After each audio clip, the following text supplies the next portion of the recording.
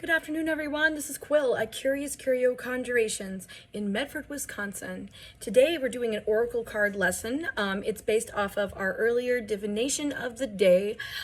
We're talking about should we be the ones to break tradition? And the question with the oracle cards that they're going to kind of fill in for us is, who are our allies in this path that we're taking to start breaking some traditions and untying some generational curses?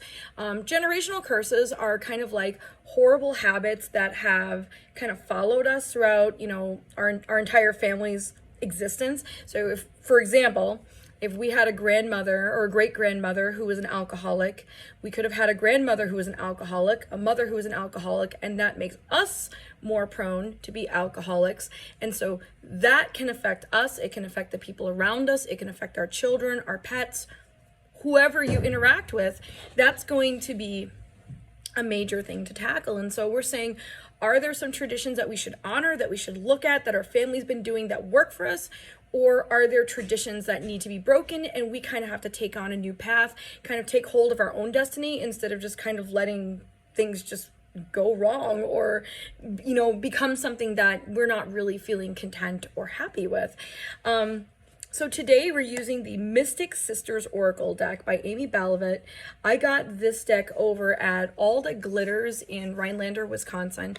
The owner, Melody, is a super wonderful person. She's caring, she's knowledgeable. She recommended this deck. She told me I'd really like it, and she was absolutely right. It's a fantastic deck. If you're in the area and you want to visit her, she's right over on Kemp Street. Again, very awesome person. And so the cards that we pulled today for the reading, and two kind of flew right out, and so that's majorly significant. If you are doing tarot readings, rune pulls, oracle card spreads, bone throwing sets, whatever, if you have cards or items that fly out at you, it's a very, very big, hey, we're here to help you, we're here to interact with you, or we want your attention on this. So pay special. I've seen people have those cards jump out and they put them back in and shuffle them. And I guess that's how some people do it. But to me, that's usually an indicator that it's something I need to be, paying attention to. So very interesting, because today we have the goddess Artemis. Now, she's the Greek goddess of the hunt, of sovereignty, of childbirth, of protecting women. She's a very, very self-reliant goddess. No one messes with Artemis. She's also exceptionally awesome at transition. She's the goddess of the moon, as you can see there, kind of in the back. And every time I see the crescent moon, I always think of it being Artemis's bow. But think of Artemis. Sometimes people only see her in kind of like the maiden stage, like the younger woman stage, but she's able to transition from that little crescent to the full moon to a waning moon. So she is associated, at least in my experience, with making transitions, with embracing change, with evolving and growing and going with the natural flow. And so she's fantastic if you're looking to break traditions in your life, as someone to go to and say, hey, I really need help doing something that no one in my family has ever done before. Maybe it's going to college. Maybe it's, getting this amazing job. Maybe everyone in your family was just like a retail worker, and that's totally valid, but you want to go for something else. You want to be a doctor, or you want to be a lawyer, or you want to write books, or you want to be an artist. Whatever it is, all cool. You can go to Artemis and you can say, hey, I need to forge a new path forward. Could you please help me? If you don't work with gods, if you don't believe in gods, you can look at this as an archetype, as an idea, okay, a symbol of being self-sufficient and what self-sufficiency means. So if you are self-sufficient and you are saying, okay, well, my family has always done this. However, I think that I can take a risk and try something else, and if it succeeds, awesome. And if it fails, I will learn something from it. I will have done something different. And now I know my limitations. That's not something that you come to overnight by any means. I've been working with stuff like this for about 24 years and I'm still learning stuff. So when I say these things, it doesn't mean you'll just have an aha moment and it'll happen right away. But I'm talking about from a psychological perspective of self-sufficiency, sovereignty, and what that means. It means going on a different path. It means being able to take care of yourself. And if someone says, well, you can't do that, I mean, our family's always done it one way and you need to do it that way, ask yourself why. Why are we doing this? You know? And so the idea of Artemis can be a super, super big help. Appeal to her when, I can appeal to Artemis. I will appeal to her at any stage of the moon. So if the moon is waxing, waning, full, it's just in a different kind of conversation each time. If she's in a waning stage, it's like, okay, I need to end a habit. If she is in full moon stage, it's like, okay, I need to celebrate what is going on. I need to fully acknowledge it. If it's waxing, it's like, okay, what new habit could I be, working on? Like, what new thing could I be working on to help myself improve? So that conversation with Artemis can change depending on the moon cycle, but it's all that idea of what's the transition? How can I do it? And then if you do make a connection, you give an offering, you talk to this goddess, you make a connection, and all of a sudden you have a dream that gives you kind of an idea that you didn't have before, write that down. Share it with people that you trust, okay? And sit and think on it for a little while because it's significant. If it was a nightmare, some people get a nightmare and they think that the god hates them or whatever. Like, they're like, oh my gosh, you call it a nightmare. It might be a wake-up call to something you're doing that's harmful. And so it purposely, intentionally scares you because you've asked for, what do I need to do? Here's your answer. And you're like, oh my gosh. And it is really a test to see if you'll face that fear or not, because facing that fear will again enable you to do something different.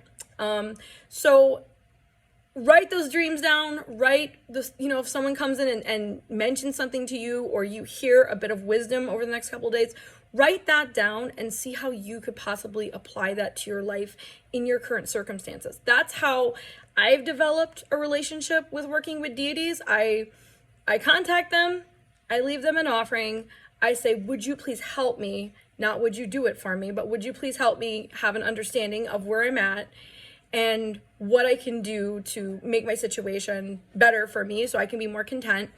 And then I watch it and I wait and I see what happens. And then if that's associated, if those actions are associated with that God, that honestly, it's a choice. I choose to believe that that's my interaction with a God. I can't force you guys to believe that, and I don't want to, I don't need to, but for those who are seeking a relationship, that's a way to do it. Talk to them with respect, but you don't have to be like, oh my gosh, I'm not worthy, and kind of cheat yourself out of something, because I've noticed with pagan gods, as opposed to having grown up Catholic, it's a very, very different relationship. So there's Artemis. The other card that we have is the goddess Bastet. Okay, the goddess Bastet is an Egyptian goddess, and she's associated with childbirth, with healing, with children, with the protection of women. So there's actually some lot of similarities between these two. There are some schools of thought that since she predates Artemis, because the Egyptian culture predated the Greek culture, that they might be, in fact, the same goddess under different names. Bastet is also very good at transition, and I'll tell you why. About 2277 BC, before Common Era, she was depicted as a lion-headed goddess. She was the twin sister to the war goddess Sekhmet. Okay, so they're actually sisters still. Some 2,000 years later, she changed into the form of a cat. It was going from an active warrior into the transition of being what I would associate as a domestic goddess. If you're, if you're healing, if you're nurturing, if you're taking care of the kids, you're not on the battlefield doing this. It's a different battlefield, let me tell you, as a parent. as a parent, it is a different battlefield. So Bastet is there to help you kind of say, okay, we've gone from this in our youth to now this in the present moment. Maybe we are facing the reality of growing older. Maybe we are going into cronehood or something like that. We're facing a transition of some kind. So we are kind of opening a door to a new place, and we are stepping through to something new and leaving some things behind. We've got a choice. And if you've ever seen a cat, obviously, what do they do in a doorway? They just kind of stand there. So Bastet would actually be awesome to contact for transition, because she would be standing there listening to what you're saying, really not being on either side. Cats kind of walk between the worlds. If you've ever seen Coraline, think that cat. But she would be excellent to contact about what habits that I have that are going to continue to serve me. What habits do I have that I need to maybe abandon or, evolve or change, so that when I step through the door, I feel like I've grown. I feel like I've come somewhere. So Bastet would be awesome. She, with her, I've noticed at night, late at night, new moon time period, really good for her, because again, think cat energy, think sneaking around, hunting, that sort of thing. So going under like a tree, at night, just kind of like something where a cat would kind of hang out, and talking to Bastet, you can have some really good luck with that. And again, watch your dreams, watch people in your life, watch your own actions really carefully, and you'll kind of get this sometimes for some people it's boom, explosive. Other times it's more subtle, and especially with cat energy, it can either be, like the alley cat in the middle of the night screaming, or it can be, that cat that just all of a sudden just kind of boops you with its paw and says, hey, so I noticed this is happening and you don't seem happy in it, or you do seem happy in it, whatever it is. Watch out for those signs. And so that concludes our oracle card lesson for the day. Thank you so much for watching. I really appreciate it. All the likes, the shares, the subscribes. Please keep it coming. Please share these videos out to your friends so we can grow our community together. Let me know what kind of videos you'd like in the comments, and I'll make that material. I'm here to kind of use my experience as a witch and a pagan clergy member to help you guys out. And thank you for all of the appointments, the tarot card appointments that you guys have made, because getting some kind of income keeps me being able to do this kind of work so I can continue to help you guys. So you guys have an excellent day, and thank you so much.